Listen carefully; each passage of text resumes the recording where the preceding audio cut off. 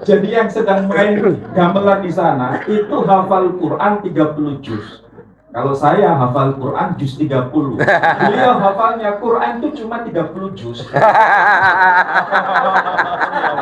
Jadi beliau taunya itu Quran itu 30 juz.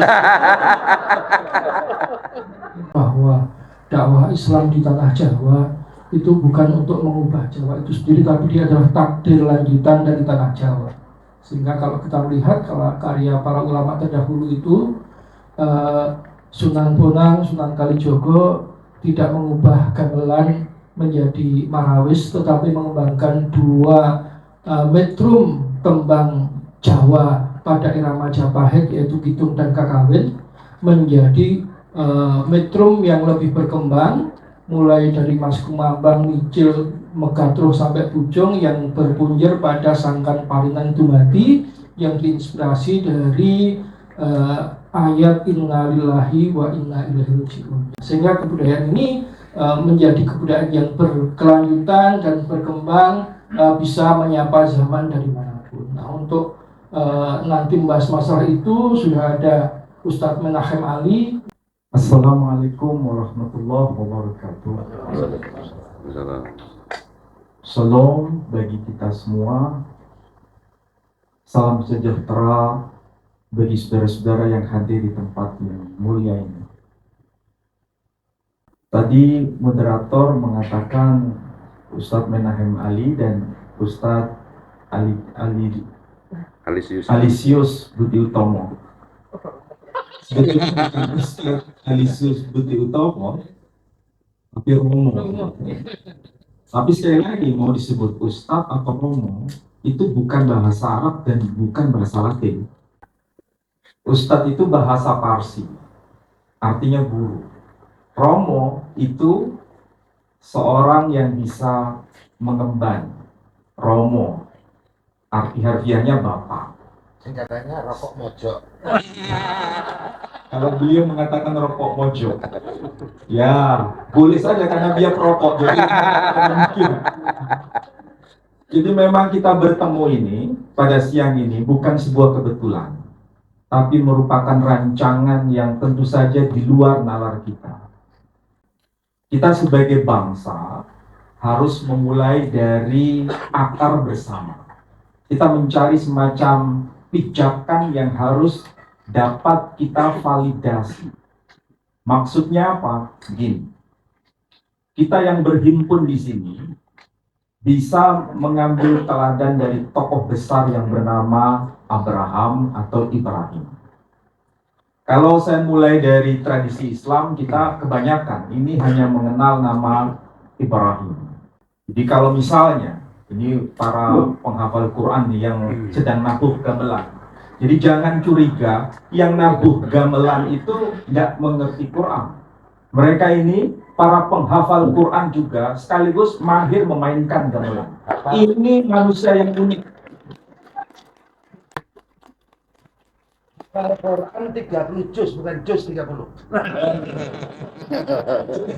Jadi yang sedang main gamelan di sana itu hafal Quran 30 juz. Kalau saya hafal Quran juz 30. Beliau hafalnya Quran itu cuma 30 juz. Jadi beliau taunya itu Quran itu 30 juz. Nah, saudara-saudara, kita coba cari tokoh yang bisa mempersatukan kita supaya kita duduk di sini itu bisa mengambil pelajaran. Saya mulai dari tradisi Islam dulu. Kalau sebagian besar kita membaca ayat itu kan bunyinya begini. Wa idh yarfa'u Ibrahimul qawa'ida minal baiti wa Ismail Rabbana taqabbal minna innaka antas sami'ul alim. Di situ muncul nama Ibrahim dan kita hafal ayat itu. Tapi jarang dan memang jarang di antara kita itu membaca dengan dialek yang lain. Padahal itu Islami sebenarnya. Apa itu? Wa idh yarfa'u Ibrahimul qawa'ida minal baiti wa Ismail. Jadi dibunyikan Ibrahim. Mau dibaca Ibrahim, mau dibaca Ibrahim, sosoknya satu. Dibaca dalam sholat boleh Ibrahim. Jadi kalau misalnya Gus Fuad Pleret membaca dalam sholatnya, dan kita mendengar itu bisa sholat Jumat, dibaca wa idh yarfa'u Ibrahimul qawa'ida minal baiti wa Ismail, yang belakang jangan subhanallah. Kalau dibaca subhanallah, ini yang pokok, itu yang mengatakan yang koleksi tadi atau yang sedang baca. Nah, ini umat Islam sendiri nggak paham. Nah, kalau kita membaca Ibrahim atau melafalkan Ibrahim, tokohnya satu, sama-sama dialek dalam bahasa Arab. Sementara dalam bahasa Ibrani tidak membunyikannya itu Ibrahim atau Ibrahim, tapi Abraham. Makanya kalau ini sekaligus bisa divalidasi, ada Romo. Kalau kita baca Alkitab yang versi bahasa Ibrani, itu muncul nama itu. Apa itu? Benai Abraham, Yitzhak, wa Ismail. Anak-anak Abraham ialah Ishak dan Ismail. Apakah ayat begini ada dalam kitabnya umat Islam? Ada. Persis. Cuma susunannya agak beda dikit. Tapi maksud pesannya itu sama. Apa itu? Alhamdulillahilladzi wahabali alal kibari Ismaila wa Ishaqa inna rabbi lasami'ud du'a. Segala puji bagi Allah yang menganugerahkan kepadaku di masa yang sangat tua, yakni Ismail dan Ishak. Sesungguhnya Tuhanku maha mendengar atas doa yang dipanjatkan. Jadi inti pesannya itu bisa ditarik benang merah antara tradisi Kristiani, Katolik, Islam, di situ ketemu. Jangan kaget di antara kita. Ternyata tokoh Abraham ini atau Ibrahim bukan milik eksklusif tradisi Timur Tengah ternyata. Tapi juga bagian dari tradisi Arya, tradisi India. Cuma cara penyebutannya ini memang agak berbeda pelafalannya. Kalau Islam misalnya, Ibrahim, Ibrahim. Kalau tradisi Kristiani atau Yahudi atau Katolik menyebutnya Abraham atau Abram.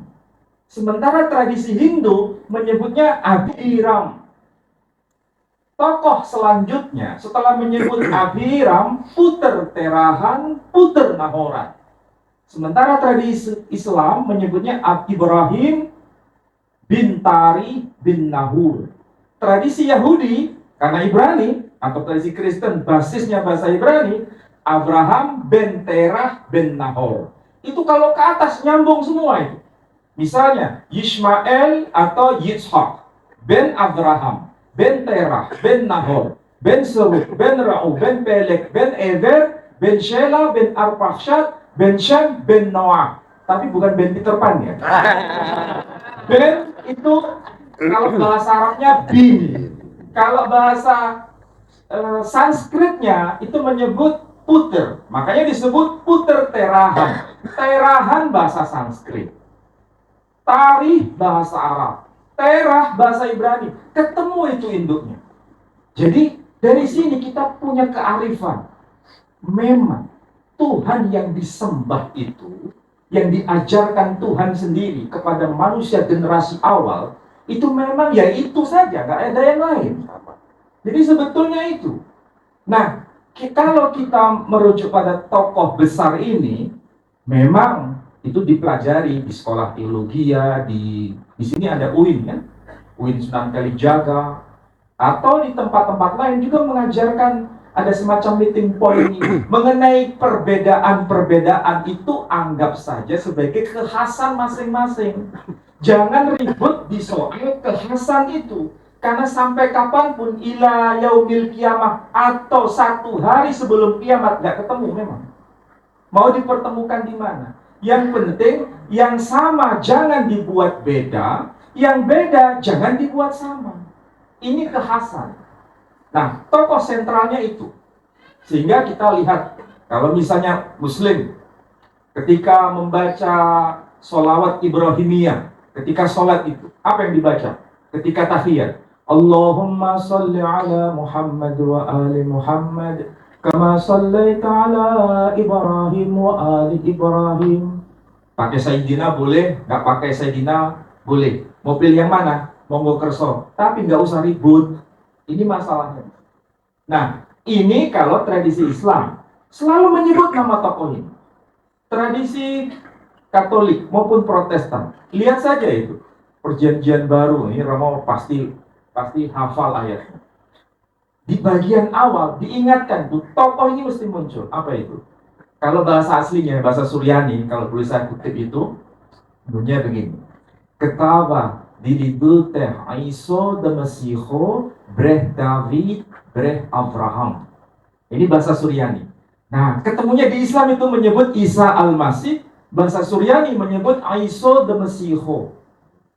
Kalau Yesus Kristus itu karena kita pengaruh Belanda. Karena Belanda itu menyebutnya Yesus Kristus, Paulus, kemudian Matius. Kalau di Malaysia nggak pernah muncul begitu. Malaysia melafalkannya Matthew, Mark, Paul. Kenapa? Karena Malaysia pernah dijajah Inggris. Kita pernah dijajah Belanda. Makanya kalau melafalkan abjad, coba perhatikan. Kita melafalkannya apa? A, B, C, D, E. Di Malaysia nggak ada pelafalan kayak begitu. A, B, C, D. Jadi kita ini tidak murni berdiri sendiri pada masa itu. Tapi ada pengaruh dari kolonialisasi yang sampai sekarang dilestarikan. Itu jejaknya bisa dilihat itu. Ini kajian filologi. Ngomong-ngomong di sini ada yang filologi enggak? Belajar filologi sama saya. Jadi tradisi Katolik, Protestan, termasuk Islam selalu melanggengkan nama sang tokoh ini. Di dalam tradisi Yahudi juga sama. Cuma mereka sholatnya 3 kali. Apa yang dibunyikan itu? Menyebut begini. Shema Yisrael Adonai Eloheinu Adonai Echad. Artinya, dengarlah wahai Israel, Allah Tuhan kita, Allah itu Esa. Kalau diterjemahkan di sini. Di situ ada kelanjutannya. Elohei Avotenu, Elohei Abraham, Elohei Yitzhak, Elohei Yaakov. Tuhannya nenek moyang kami, Tuhannya Ibrahim, Tuhannya Ishak, Tuhannya Yakub. Itu diulang. Coba perhatikan ya. Kalau kita lihat dan kita harus cermati itu. Di Hebron, sekarang lagi kisruh ya, di daerah Palestina. Hebron itu tempat makamnya Abraham. Itu hanya dipisah semacam teralis begitu, yang dari sini tangannya bisa masuk sono, yang sono bisa masuk sini. Ini tempat ibadah Muslim, ini tempat ibadah Yahudi. Sebelahnya ini makamnya Abraham. Coba bayangkan, yang Muslim membaca Allahumma salli ala Muhammad wa ali Muhammad kama sallaita ala Ibrahim wa ali Ibrahim. Yang di sini bahasa Arab, yang sono bahasa Ibrani. Elohei Avatenu, Elohei Abraham, Elohei Yitzhak, Elohei Yaakub. Seandainya Abraham atau Ibrahim bangkit dari alam kubur, kira-kira melihat itu kayak apa reaksinya? Ini anakku yang sini bahasa Arab, ini bahasa Ibrani. Kok saling bertengkar, padahal ininya sebagai pilarnya. Kira-kira reaksinya seperti apa? Bayangkan. Sampai pernah nggak melihat zombie? Pernah lihat? Sampai nggak terlalu serius itu mendengar. Relax aja deh. Tapi coba perhatikan tuh, kalau kita seperti Abraham kayak begitu, reaksi kita kayak apa? Melihat anak-anaknya itu bertengkar. Beda biarkan beda. Jangan dianggap sama. Yang sama-sama itu ambil pelajaran supaya kita bisa maju bersama. Dari sisi itu kita bisa mencermati. Poin yang kedua, kalau kita sudah belajar mengenai sosok Abraham, ini pelajaran menarik. Abraham itu orang yang luar biasa. Itulah sebabnya kita peringati harinya, hari bagaimana dia melakukan ketaatan kepada Tuhan. Itu yang belum kita bisa fotokopi dalam kehidupan kita. Ini pengantar, nanti diskusi lebih anu lagi. Yang penting sudah diambil pelajaran dari satu tokoh yang sama ini. Saya, Bapak Jenderal, Romo, dan Gus Fuad, semua yang ada di sini selalu mengagungkan tokoh yang satu ini. Ini adalah perekatnya. Kalau dalam konteks bangsa kita, apa itu? Lihat sotasoma. Kembali pada dasar yang kita punya. Kitab teks sotasoma, kakawin tadi disebut. Kakawin sotasoma itu, karangan Putan Tulan. Dia menyatakan begini dalam teksnya. Mangkang jinatua kalawan siwa tatua. Binneka tunggal ika tanhana dharma mangkro. Kira-kira ngerti maksudnya? Mangkang jinatua. Maka intisari dari jina. Jina itu nama lain dari Zen, Buddhism, Buddha. Kalawan Shiva Tattva dan intisari dari Shiva. Tunggal, satu. Binneka tunggal ika. Berbeda-beda tetapi tetap satu. Tanhana dharma. Tidak ada dharma yang mendua. Apa itu dharma? Dharma itu kalau di dalam kitab Bhagavad Gita versi bahasa Arab yang digarap oleh saudara-saudara kita dari kalangan Hare Krishna, dharma diterjemahkan din. Din. Apa itu din? Dharma. Orang Jepang menyebutnya daruma karena orang Jepang kesulitan membaca sebuah konsonan tanpa ditambahi dengan vokal. Maka dharma menjadi daruma. Huruf L bergeser menjadi R. Itulah sebabnya pensil dibaca pensiru, hotel dibaca hotelu. Ada yang belajar bahasa Jepang? Ada. Jadi dari situlah kita bisa paham bahwa kebenaran itu sebetulnya esensinya satu. Hanya dalam lapis-lapis luar itu beragam. Itulah sebabnya kalau kita mempelajari dalam konteks ini, kearifan keindonesiaan kita itu bisa terjaga dengan ini. Masih ada lanjutannya itu. Tanhana dharma mangrua. Kemudian dilanjutkan. Ada istilah Pancasila itu. Nanging hana pamintaku. Huri pana sahananing ratu kabeh yatan gegen Pancasila. Hendaklah engkau berikan kehidupan bagi para raja. Dan hendaklah engkau pegang erat-erat itu Pancasila. Pancasila di sini bukan dalam konteks 5 sila yang kita kenal dalam kebangsaan kita. Awalnya Pancasila itu tradisi Buddhis. Kemudian diadopsi dalam kebangsaan kita. Jadi awalnya itu konsep teologis, tapi menjadi konsep kebangsaan. Inilah kearifan dari founding fathers kita. Yang kemudian kita kenal dengan pilar, salah satu pilar dari 4 pilar yang kita pelajari itu. Saya jangan terlalu banyak bicara, nanti yang lain nggak kebagian waktu. Saya serahkan kepada moderator.